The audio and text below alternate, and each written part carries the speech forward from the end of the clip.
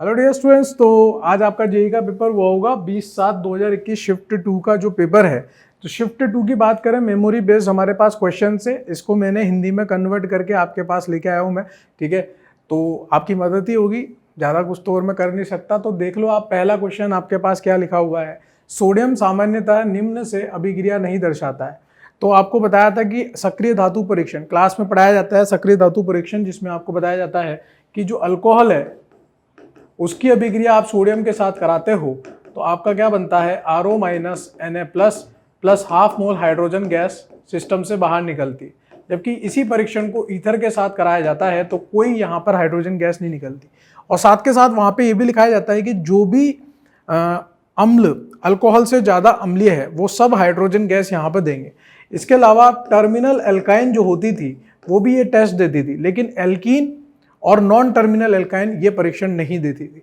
तो बस उसी के आधार पर ये परीक्षण है। Ammonia gas, ethyne, ammonia gas भी परीक्षण दे देगी। एथाइन जो है उसमें भी टर्मिनल एल्काइन है, लेकिन जो ब्यूटूआइन है बेटा, ब्यूटूआइन में नॉन टर्मिनल एल्काइन है। आपको दिख रही होगी नॉन टर्मिनल एल्काइन, तो थर्ड वाला आपका आंसर आ जाएगा। ये अभिक्रिया नहीं दर्शाएगा। देखो मेमोरी बेस्ड है, ऊपर नीचे हो सकते हैं ऑप्शन, तो आप उस चीज को कंसिडर करके चले बेटा। ठीक है ना। नेक्स्ट क्वेश्चन है, केरियस विधि में HNO3 के साथ निम्न में से क्या मिलाया जाता है। तो देखो केरियस विधि में केरियस ट्यूब का प्रयोग किया जाता है। जो एक हार्ड ग्लास होता है ना, उसी को केरियस ट्यूब बोलते हैं। उसमें हमें पहले से सैंपल का भार पता होता है जिसका भी हमें परीक्षण करना है। और केरियस ट्यूब के अंदर हम लोग क्या क्या लेते हैं, HNO3 के साथ हम लोग सिल्वर नाइट्रेट ले लेते हैं। तो यहाँ पर इसका आंसर क्या आ जाएगा बेटा, सिल्वर नाइट्रेट। याद करने वाला क्वेश्चन है, HNO3 के साथ सिल्वर नाइट्रेट का उपयोग किया जाता है।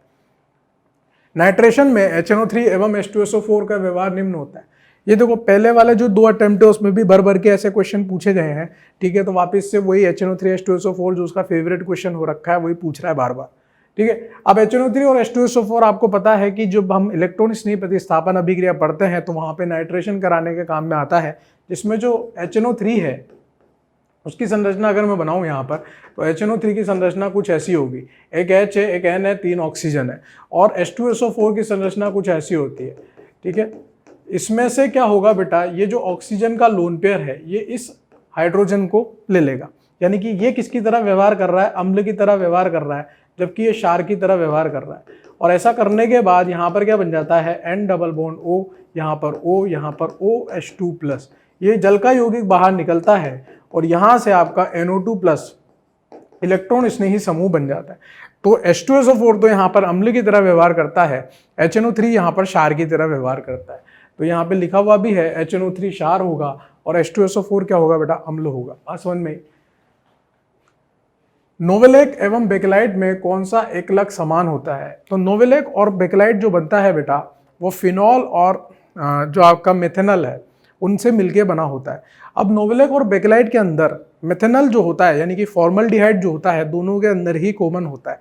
हालांकि फिनॉल भी होता है, लेकिन नोवेलेक का जब हम बहुलकीकरण करते हैं तो उससे बेकेलाइट हमें प्राप्त होता है। इसलिए हम ज़्यादा सही आंसर जो दे पाएंगे, हालांकि मेमोरी बेस्ड है तो हम ज़्यादा सही आंसर जो दे पाएंगे वो ये दे पाएंगे कि मेथेनल जो होगा वो दोनों के अंदर ही कॉमन होगा, दोनों के अंदर ही समान होगा। ये एकलक। तो बात सुन में लिखते हम ये बेकेलाइट के लिए भी है कि बेकेलाइट किससे बनता है, फिनॉल और फॉर्मल्डिहाइड से ही बनता है। नोवेलेक भी फिनॉल और फॉर्मल्डिहाइड से बनता है। तो दोनों के अंदर कॉमन दोनों ही है, लेकिन ऑप्शन में देखो पंगा क्या है, बेकेलाइट जो है वो नोवेलेक का क्रॉस लिंकिंग करके भी बन सकता है ना। इसलिए हम लोग मेन मेथेनल को लेकर चल रहे हैं। क्लियर है, बाकी फिर जो भी ऑप्शन आए होंगे उसके हिसाब से आंसर देंगे। ठीक है, नेक्स्ट क्या है आपका, जल अपघटन की दर, एस्टर, एसिड क्लोराइड और एसिड एनाइड्राइड। हमें जल अपघटन की दर बतानी। ये क्वेश्चन भी मैंने आपको क्लासरूम में करवाया। जब मैं SNAE क्रियाविधि पढ़ाता हूँ तब ये क्वेश्चन जरूर कराता हूँ। ठीक है ना। तो सबसे पहले तो हम यहाँ पर RCOCl लिख लेते हैं, ये एसिड हैलाइड है। ठीक है, फिर उसके बाद हम लोग लिख लेते हैं RCOOCOR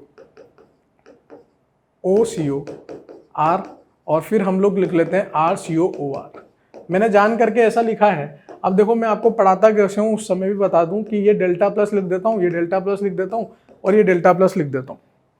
यहाँ तक की कहानी तो सबके अंदर सेम है, केवल फर्क किसका पड़ रहा है, ये Cl, ये OCOR और ये OR का। तो यहाँ पर ये जो क्लोरीन होता है इसका कौन सा प्रभाव होता है बेटा, -I प्रभाव होता है। यहाँ पर OCOR की बात करूं तो ऑक्सीजन का लोन पेयर इधर भी अनुनाद में जा सकता है और इधर भी अनुनाद में जा सकता है, दोनों तरफ अनुनाद में जा रहा है। तो इसका कौन सा व्यवहार होगा, प्लस एम व्यवहार होगा। यहाँ पर ये ऑक्सीजन का लोन पेयर केवल इधर ही अनुनाद में जा सकता है, तो इसका प्लस एम व्यवहार होगा। इसका प्लस एम जो होगा बेटा वो इसके प्लस एम से ज्यादा होगा, ठीक है। और जितना ज्यादा plus M plus H plus I होगा उतना यहाँ पर डेल्टा प्लस कम होता चला जाएगा। तो सबसे कम डेल्टा प्लस कहाँ पर है, सबसे कम डेल्टा प्लस यहाँ पर है, फिर यहाँ पर है और फिर यहाँ पर है। सबसे ज्यादा डेल्टा प्लस हमारे पास यहाँ पर मौजूद है ना। इनकी वजह से जो डेल्टा प्लस कम हुआ है उसकी बात लिखी है मैंने। तो डेल्टा प्लस सबसे ज्यादा यहाँ पर है, फिर यहाँ पर, फिर यहाँ पर। जितना ज्यादा डेल्टा प्लस होगा उतनी जल्दी जल का आक्रमण होगा, इसलिए यहाँ पर एसिड हैलाइड, फिर एनहाइड्राइड, फिर एस्टर आएगा। आप ऐसे भी बोल सकते हो कि सबसे ज्यादा डेल्टा प्लस यहाँ पर है, फिर उससे कम डेल्टा प्लस यहाँ पर है, फिर सबसे कम डेल्टा प्लस यहाँ पर है। और अभिक्रिया की जो दर होती है, अभिक्रिया की जो दर होती है बेटा वो किस बात पर निर्भर करती है, डेल्टा पॉजिटिव ऑन कार्बोनिल यौगिक। कार्बोनिल यौगिक पर कितना ज्यादा डेल्टा पॉजिटिव है उस बात पर आपकी अभिक्रिया की दर निर्भर करती है। कौन सी अभिक्रिया की दर, SNAE अभिक्रिया की दर, ठीक है। तो आंसर क्या जाएगा, आप मैच कर लो, एसिड हैलाइड, एनहाइड्राइड और ester, acid chloride, acid anhydride और एस्टर, फर्स्ट आंसर आ जाएगा। नेक्स्ट क्वेश्चन है, निम्नलिखित में से किसके क्रॉस लिंकिंग से बेकेलाइट का निर्माण होता है। तो बेकेलाइट का निर्माण बेटा या तो फिनॉल या फॉर्मल्डिहाइड आपके ऑप्शन में दिया हो या फिर नोवेलेक दिया हो। तो यहाँ पर आपका क्या दिया हुआ है, नोवेलेक दिया है, तो आंसर आपका क्या आ जाएगा, नोवेलेक। नोवेलेक की संरचना कुछ ऐसी होती है, यहाँ पर OH होता है, फिर यहाँ बीच में CH2 होता है, फिर यहाँ पर वापस से OH होता है, फिर इस तरह से चलता रहता है। मतलब अब अगर इन नोवेलेक की संरचनाओं को आपस में मैं जोड़ दूं इस तरह से, यहाँ पर OH, फिर यहाँ पर फिर से OH, है ना, इस तरह से आपस में मैं यहाँ पर इसको जोड़ दूं, CH2 आपस में इस तरह से जोड़ देता हूं, तो ये बेकेलाइट की संरचना आ जाती है बेटा। तो नोवेलेक के क्रॉस लिंकिंग से हमें क्या मिलता है, बेकेलाइट मिल जाता है, ठीक है। ये नोवेलेक था, उसका क्रॉस लिंकिंग किया, बेकेलाइट मिल गया, इसलिए आंसर क्या हो जाएगा, नोवेलेक हो जाएगा। निम्नलिखित अभिक्रिया के लिए A एवं B ज्ञात करें। हमें A और B बताना है। पहले दिया हुआ है KOBr, जिसको आप KOH प्लस Br2 भी लिख सकते हो, और KOH प्लस Br2 दिखते आपके दिमाग में चमक गया होगा कि ये तो हॉफमैन ब्रोमोमाइड डिग्रेडेशन अभिक्रिया है जिसमें CO ग्रुप गायब हो जाता था। तो यहाँ से आप इसमें CO ग्रुप को गायब कर दोगे तो A वाला ऑप्शन तो आपका क्या बन जाएगा, यहाँ Br तो वैसा का वैसा रहने वाला है, और यहाँ पर आपका NH2 ग्रुप आ जाएगा। बहुत फेमस रिएक्शन है जिसमें हम लोग एक कार्बन को कम करते हैं, ठीक है। लिथियम एल्यूमिनियम हाइड्राइड जो है बेटा वो अपचयन के लिए काम में आता है, और अगर हम लोग अपचयन करेंगे तो CONH2 यानी कि अमाइड का अपचयन आपको क्या देगा, CH2NH2 देगा, यानी कि वो कार्बन अभी भी रहेगा, उसमें से CO ग्रुप गायब हो जाएगा। बात समझ में आ रही है। अब आप ऑप्शन को मैच कराओ, एक तो एक कार्बन कम वाला, मतलब यहाँ पर एनिलीन आ रहा है जबकि यहाँ पर अमीन आ रहा है, तो एनिलीन और अमीन कहाँ पे है, इसमें एनिलीन आ रहा है, इसमें अमीन आ रहा है, यानी कि A ऑप्शन ही मेरे हिसाब से करेक्ट है। इसमें तो पहले अमीन आ रहा है, ये गलत हो गया, इसमें अमीन और इसमें अमाइड ही लिखा है, ये भी गलत है, अमाइड और बस पहला ऑप्शन ही आपका बिल्कुल करेक्ट ऑप्शन है। क्लियर है, वेल नोन रिएक्शंस है, इसमें कोई इफ एंड बट वाली बात नहीं, बहुत सिंपल सी बात है। निम्नलिखित अभिक्रिया के लिए अंतिम उत्पाद बताएं। जैसा कि मैंने बोला था कि अल्डोल से सवाल नहीं आ रहा है, तो अल्डोल से सवाल आ सकता है, तो ये वही अल्डोल से सवाल आपका आ चुका है ना। अब आप यहाँ पे ध्यान से देखोगे, यहाँ अल्डिहाइड भी है और कीटोन भी है। ये आपका अल्फा हाइड्रोजन है बेटा, ये आपका अल्फा हाइड्रोजन है। ये अल्फा हाइड्रोजन इस कीटोन या फिर उस अल्डिहाइड में से किसके साथ अभिक्रिया करेगा, तो अल्डिहाइड की क्रियाशीलता जो होती है वो कीटोन से ज्यादा होती है, इसलिए अल्डिहाइड पे पहले आक्रमण होना संभव है। तो आपको कुछ नहीं करना, शॉर्ट ट्रिक लगानी है जैसा कि हर बार आपको बताया जाता है, ठीक है ना। यहां पर आपको CO लिखना है, यहां पर 2 हाइड्रोजन इस तरह से लिख दो और इससे COOH लिख दो, इसका तो ऑक्सीजन जाएगा और यहां से 2 हाइड्रोजन जाएंगे और ये वाला कार्बन इस कार्बन पे जाके जुड़ जाएगा। बात समझ में आ रही है। तो यहाँ पर देखो आप 1 2 3 4 5 और इसको 6 नंबर लिख देता हूँ, तो 6 कार्बन की आपको वलय मिल जाएगी, C डबल बॉन्ड O। यहाँ से आप 6 कार्बन की वलय बना लो तुरंत, इस तरह से ये 6 कार्बन की वलय बन गई। अब ये 5 नंबर वाला कार्बन है, ये 6 नंबर वाला कार्बन है, और 6 नंबर और 1 नंबर वाले कार्बन के बीच में पाई बंध देखने को मिलेगा। ये कार्बन इस कार्बन से जुड़ेगा तो इस कार्बन और इस कार्बन के बीच में डबल बॉन्ड यानी कि द्विबंध देखने को मिलेगा। तो ये 6 नंबर था और 1 नंबर था, इनके बीच में द्विबंध आ जाएगा। 2 नंबर पे ये 2 नंबर, ये 3 नंबर, ये 4 नंबर, 2 नंबर पे आपका C double bond O group आ जाएगा। तो ये आपका फाइनल उत्पाद देखने को मिल जाएगा बेटा। ठीक है, तो ऐसा उत्पाद आपको कहाँ देखने को मिल रहा है? बी ऑप्शन में देखने को मिल रहा है, देख लो आप, है ना। बस यहाँ पर सोचने वाली बात यही थी कि अल्डिहाइड और कीटोन में से कहाँ पर अभिक्रिया तीव्र गति से होगी, तो इस अल्डिहाइड पे होगी, क्योंकि अल्डिहाइड की क्रियाशीलता कीटोन से ज्यादा होती है। किसके प्रति? नाभिक स्नेही योगात्मक अभिक्रिया के प्रति। ठीक है, नेक्स्ट क्वेश्चन आप यहाँ पर देखो, यहाँ पर एक एल्कीन दी है और एक एरोमेटिक यौगिक दिया हुआ है। यहाँ पर आपको एक एनहाइड्राइड दिया हुआ है, HBr, फिर उसके बाद CF2। थोड़ा सा धुंधला हो गया बेटा, कोई दिक्कत नहीं, मैं आपको पढ़ के बता रहा हूँ। ठीक है, सबसे पहले क्या होगा बेटा? सबसे पहले ये जो यहाँ पर आपको एनहाइड्राइड दिया है, इस एनहाइड्राइड से इस अम्लीय माध्यम में आपका क्या बन जाएगा? PHCO+ बन जाएगा।